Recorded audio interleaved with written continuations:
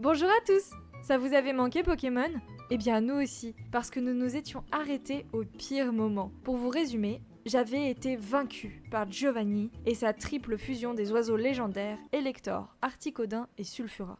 Il nous fallait donc trouver un moyen de le vaincre. Et c'est pour cela que nous commençons notre épisode avec une grosse séance d'XP avec notre nouvelle affreuse équipe.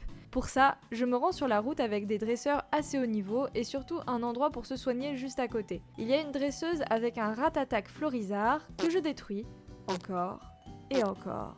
Et encore, jusqu'à ce que toute mon équipe soit au moins au niveau 50. Je sauvegarde donc ma partie, pour que tous ces efforts ne soient pas vains, et avec la CS Vol, je retourne me mesurer à Giovanni, pour savoir si j'ai bien progressé, ou si plus d'entraînement serait nécessaire. Je traverse donc toute la grotte pour aller retrouver le fauteur de troubles, Giovanni.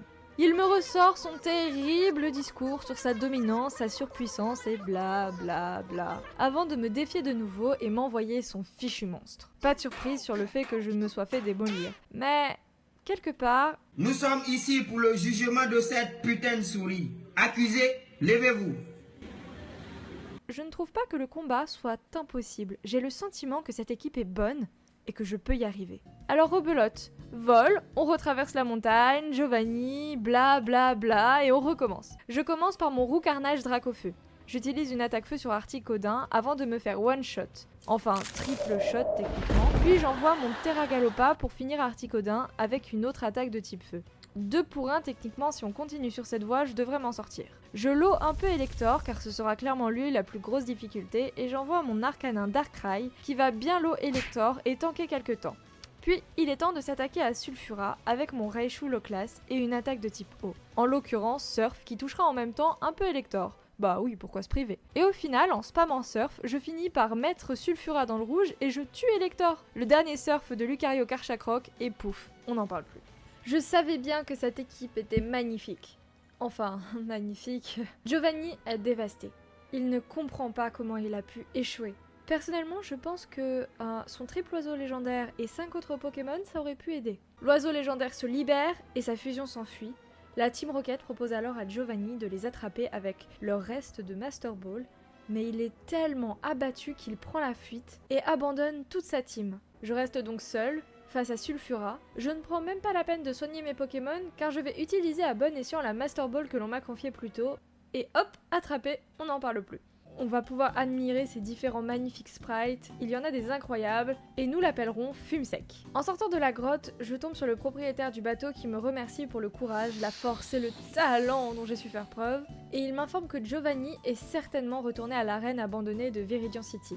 Mais ça, je ne m'en suis rendu compte qu'au montage en cherchant la traduction de son dialogue. Donc là, je suis actuellement encore perdue, mais vous commencez à avoir l'habitude, non? Je pars donc avec le bateau jusqu'à une sorte de petit archipel et je me balade en ville où il n'y a apparemment rien de marquant, sauf une petite arène payante, je crois. Je me souviens alors du manoir que nous avions laissé de côté et je décide d'aller le visiter. En fait, il y a une sorte d'énigme avec les statues, et à force de repousse, j'ai réussi à m'aventurer assez loin dans ce fameux manoir qui serait un lieu très particulier. J'arrive au sous-sol et je trouve le maître d'arène qui m'apprend qu'il s'agissait en fait d'un laboratoire où des scientifiques un peu fous ont créé génétiquement un Pokémon.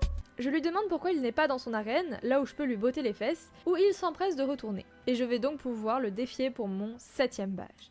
C'est une arène quiz avec des questions en anglais, je ne comprends donc rien du tout et j'y vais au pif en battant tout le monde sur mon passage. Je défie le maître d'arène et je bats tous ces Pokémon ultra facilement. Ils sont tous de type feu, du coup surf en boucle et c'est ok.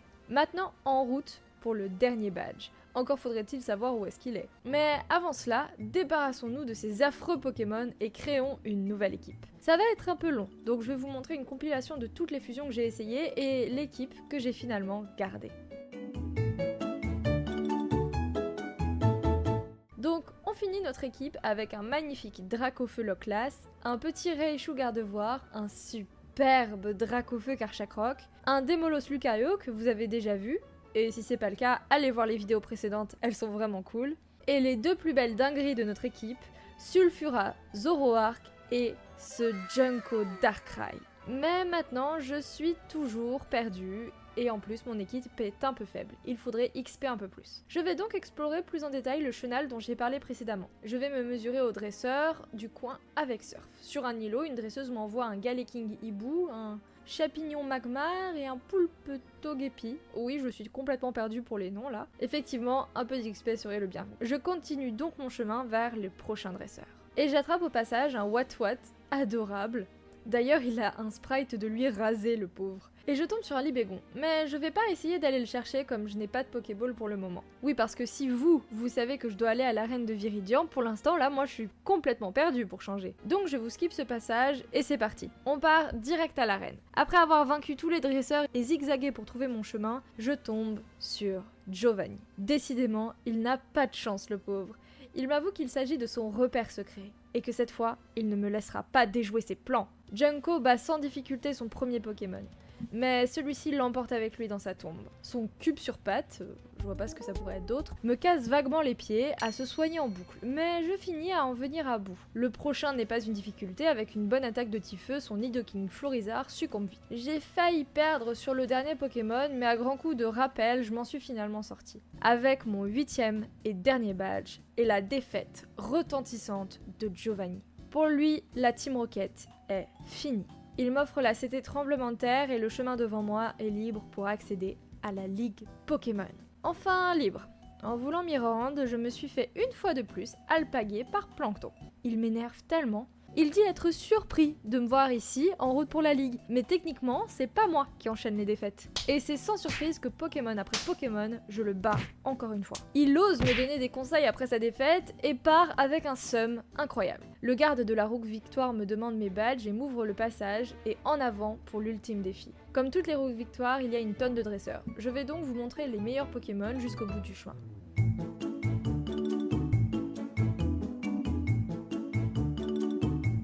Nous arrivons enfin tout au bout du chemin, à la plus grande difficulté de la route Victoire, la grotte. Je vous remercie d'avoir regardé cette vidéo jusqu'au bout. N'hésitez pas à vous abonner et partager notre travail pour nous soutenir. Je remercie encore énormément Rigel pour le travail monstrueux qu'il fait sur les montages, et je vous dis à la semaine prochaine pour de nouvelles vidéos.